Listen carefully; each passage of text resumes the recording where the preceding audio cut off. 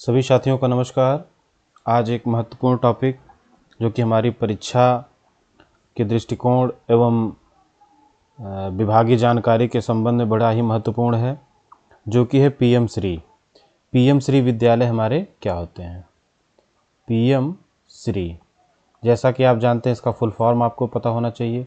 PM stand for prime minister and Shri stand for school school for rising India. School for rising India, ये concept आप बहुत अच्छे से समझ सकते हैं। यह भारत सरकार की एक पहल है जिसका उद्देश्य स्कूलों में शिक्षा की गुणवत्ता और बुनियादी ढांचे को सुधारना है। आइए आपसे चर्चा करते हैं इस संदर्भ के बारे में। जैसा कि आप जानते हैं, एनईपी राष्ट्रीय शिक्षा नीति जो हमारा 2020 में आई, इसकी संकल्पना क्या है कि हमारा जो है विकसित भारत कब हो जाए? 2047 में हम विकसित भारत की संकल्पना को लेकर चल रहे हैं। इसी उद्देश्य से हमारा चूँकि जानते हैं कि किसी भी राष्ट्र की समृद्धि और विकास में शिक्षा का जब महत्वपूर्ण स्थान है, सो उस उद्देश्य से भारत सरकार के शिक्षा मंत्रालय द्वारा ये जो योजना है पीएम श्री योजना, PM school for rising India, ये 7 सितंबर 2022 को मंत्रिमंडल द्वारा इसको अनुमोदन मिला। और ये भारत के 28 राज्य और 8 हमारे यूटीज़ जो है, केंद्र शासित प्रदेश हैं, यूनियन टेरेटरीज हैं, कुल मिला के 36 राज्यों पे ये लागू होना है। ठीक है, इसमें क्या करना है कि कुल मिला के हमारे 1450 स्कूल वो कौन से हो सकते हैं? वो स्कूल आप जानते हैं कि कौन से हो सकते हैं? हमारे सरकारी स्कूल हो सकते हैं, सेंट्रल गवर्नमेंट के स्कूल हो सकते हैं, केवीएस हो सकते हैं, एनवीएस हो सकते हैं, इसमें प्राइमरी, इसमें जूनियर स्कूल हो सकते हैं, इसमें से सीनियर सेकेंडरी के भी स्कूल हो सकते हैं। तो ऐसा सभी को सम्मिलित करते हुए 1450 स्कूल इन 36 स्टेट में जो स्कूल होंगे उन्हें मॉडल स्कूल की तरह विकसित करना है, उन्हें सभी सुविधाओं से लैस करना है। और इसका उद्देश्य क्या है कि जब ये हमारे 14,500 स्कूल हमारे मॉडल स्कूल बन के डेवलप हो जाएंगे, जहां सरकार द्वारा सभी प्रकार की सुविधाएं प्रदान की जाएंगी, तो ये सरकार ये मानती कि इसका प्रभाव जो हमारे पड़ोस के स्कूल हैं, हमारे जो पड़ोस के स्कूल मतलब जो उसके नियर बाय स्कूल होगा, उस पर इन विद्यालयों का प्रभाव पड़ेगा। चूँकि ये विद्यालय जो 14,500 विद्यालय होंगे, ये विद्यालय हमारे पूरे देश का प्रतिनिधित्व कर रहे होंगे। जिस ब्लॉक में होंगे उस ब्लॉक का प्रतिनिधित्व कर रहे होंगे, जिस नया पंचायत में होंगे उस नया पंचायत का प्रतिनिधित्व कर रहे होंगे, तो वहाँ का ये नेतृत्व कर रहे होंगे। तो इन्हीं के आधार पर हमारे अन्य जो स्कूल होंगे वो भी क्या करेंगे? डेवलप करेंगे। वहाँ इनका उद्देश्य क्या है कि न्याय संगत हो, वहाँ समावेशी शिक्षा की बात हो। समावेशी शिक्षा का कॉन्सेप्ट आप जानते हैं कि समावेशी शिक्षा का मतलब होता है कि बिना भेदभाव के सभी के साथ सभी को समान शिक्षा का अवसर देना हो। इसको समझने के लिए आप बहुत अच्छी चीज़, 2 चीज़ समझ सकते हैं। यहाँ एक मैं छोटी सी चर्चा कर लेता हूँ, मैंने इसकी चर्चा कर रखी है पहले भी। जैसे 2 वर्ड होता है, एक समता होता है, एक होता है समानता। एक को बोलते हैं इक्विटी और एक होता है इक्वलिटी। ठीक है, 2 शब्द हमारे होते हैं, इनका डिफरेंस आपको पता होता है। इक्विटी का मतलब होता है समता और इक्वलिटी का मतलब होता है समानता। इसको इजीली समझने के लिए सपोज दैट ये फुटबॉल, ये हमारा कोई प्लेग्राउंड है। ठीक है, यहाँ एक वॉल खड़ी है और हमारे पास जो है 2 बच्चे हैं। ठीक है, एक बच्चा क्या है, ये वॉल के दोनों तरफ बच्चे खड़े हुए हैं, बीच में वॉल है, यहाँ मैच हो रहा है। कौन सा मैच हो रहा है? Cricket match. तो जो क्रिकेट मैच हो रहा है वो कौन सा बच्चा देख पाएगा? ये जो बड़ा है, जिसकी हाइट बड़ी है, तो बच्चा देख पाएगा। हमने दोनों को समान अवसर दिया है, इसको भी कहा कि तुम भी मैच खेलने जाओ, तुम भी मैच खेलने जाओ। ठीक है, दोनों बच्चे देखने जाओ, दोनों बच्चे मैच देखने गए, बट ये दीवार इतनी ऊंची कि ये बच्चा जो है वो नहीं देख पा रहा है, बट ये बच्चा क्या कर रहा है? ईजिली उस चीज़ को देख रहा है। तो अब इस अवसर पे क्या होगा हमारा? ये मतलब कि यहाँ तो हमने समानता दे दी, समानता कर दी, लेकिन क्या यहाँ समता हुई? इक्विटी हुई? इक्विटी का यही तात्पर्य है कि अब इस बच्चे को इसकी ज़रूरत के हिसाब से, इसकी ज़रूरत यहाँ क्या है? इसकी ज़रूरत है कि इससे कोई मेज मिल जाए। क्या मिल जाए? कोई मेज मिल जाए, कोई लैडर मिल जाए, कोई सीढ़ी मिल जाए, तो हिसाब से कर लेगा। सपोज दैट अब ये सीढ़ी मिल गई, अब बच्चे को क्या मिल गई? ये सीढ़ी मिल गई। इस सीढ़ी पे क्या करेगा बच्चा? अब यहाँ ऐसे खड़ा हो जाएगा और इस पे खड़ा होके आप ये देखेंगे कि इजीली जो है ये मैच को देख लेगा। ठीक है, अब आपको ये बात समझ में आ गई कि इक्विटी इक्वलिटी क्या है। तो यहाँ पर इक्विटी को क्या कहते हैं कि समता, मतलब समता और समानता जब ये दोनों होगी तभी समावेशी शिक्षा मानी जाएगी। जिस बच्चे को जिस चीज़ की आवश्यकता हो उस तरीके से उसका सहयोग करके शिक्षा दी जाए। चलिए आगे बढ़ते हैं।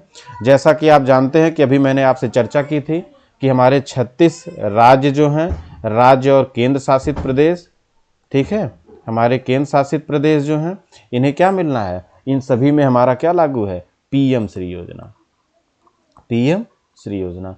तो आप अभी देखते हैं कि इसमें इस 36 में हमारे 34 राज्य, ठीक है, 34 राज्य केवल 2 राज्य को छोड़कर, तमिलनाडु को और पश्चिम बंगाल को। तमिलनाडु तो ये कह रहा है, ये द्विभाषा विवाद का जो यहाँ है, जो ये नई शिक्षा नीति को ही एक्सेप्ट नहीं कर रहे हैं। एनईपी 2020 के ही आधार पर जो यहाँ है कि आपकी जो है घर की भाषा या बच्चे की मातृभाषा में शिक्षा देना, तो इनका भाषा विवाद यहाँ पे ये इशू है। और पश्चिम बंगाल में क्या कह रहे हैं ये पीएम श्री है। क्या है, पीएम श्री है। इस योजना में पीएम के नाम से इनको दिक्कत है कि ये अपना एडवर्टीजमेंट कर रही है, भारत सरकार इसमें पीएम लगा के अपना एडवर्टीजमेंट कर रही है। तो ये 2 सरकारें, ये 2 राज्य हमारे जो हैं वो अभी नहीं लागू किए। 36 राज्यों ने मेमोरेंडम ऑफ जो है अंडरस्टैंडिंग जो है वो उन्होंने एमओयूज जो है क्या कर दिया है, साइन कर दिया है, समझौता ज्ञापन पर हस्ताक्षर कर दिया है। 2 राज्य हमारे यही पश्चिम बंगाल और ये बचे। यहाँ तक तो चीज़ें स्पष्ट होंगी। आगे बढ़ते हैं।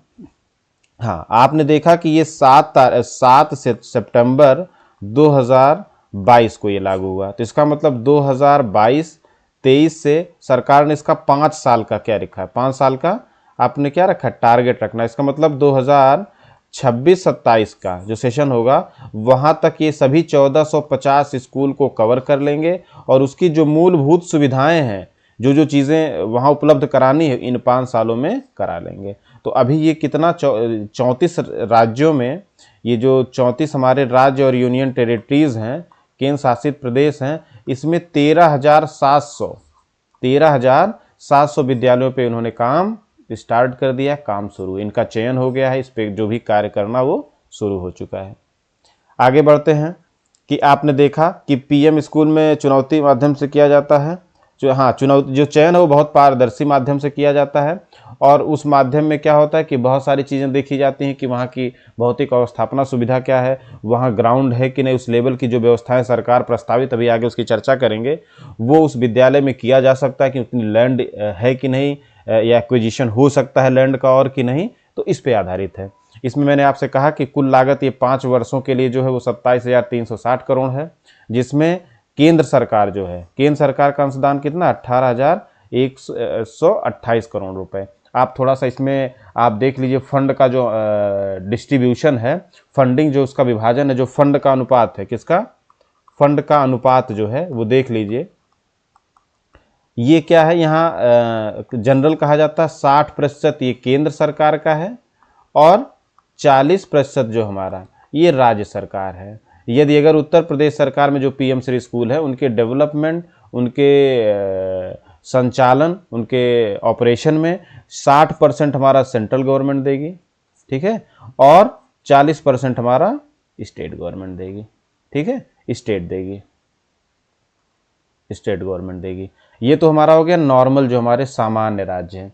इसके बाद कुछ विशेष राज्य जो हमारे पूर्वोत्तर राज्य हैं, ठीक है, विशेष राज्य हैं।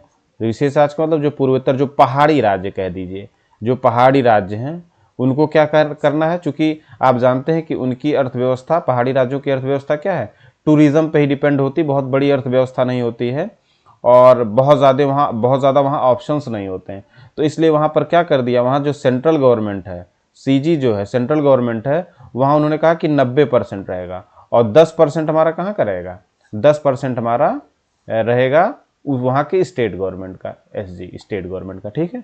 अब हमारे कुछ ऐसे राज्य हैं, जानते हैं, जो हमारे केंद्र शासित प्रदेश हैं, केंद्र शासित प्रदेश, जो हमारे केंद्र शासित प्रदेश है, जहाँ क्या है, जहाँ विधानमंडल नहीं है, मतलब विधानसभा के इलेक्शन नहीं होते, विधानमंडल नहीं है, वहाँ पर 100%, वहाँ पर क्या है, वहाँ 100% किसका है? केंद्र सरकार का। किसका है? सेंट्रल गवर्नमेंट का, केंद्र सरकार का। तो जो हमारे जहाँ पर विधानमंडल है, ठीक है, वो किस पे आ जाएंगे? वो विशेष राज्य वाले में आ जाएंगे। मतलब वहाँ 90% उस केंद्र शासित प्रदेश का होगा, 10% क्या होगा? स्टेट, सॉरी 90% सेंट्रल गवर्नमेंट का होगा, 10% वहाँ की जहाँ पर विधानमंडल है वो इस गवर्नमेंट देंगी। तो ये आपका डिस्ट्रीब्यूशन आपको समझ में आ गया। इसीलिए आप देखेंगे इसी आधार पर है कि 27,360 की कुल लागत की बात की गई है, जिसमें 18,128 करोड़ किसका है?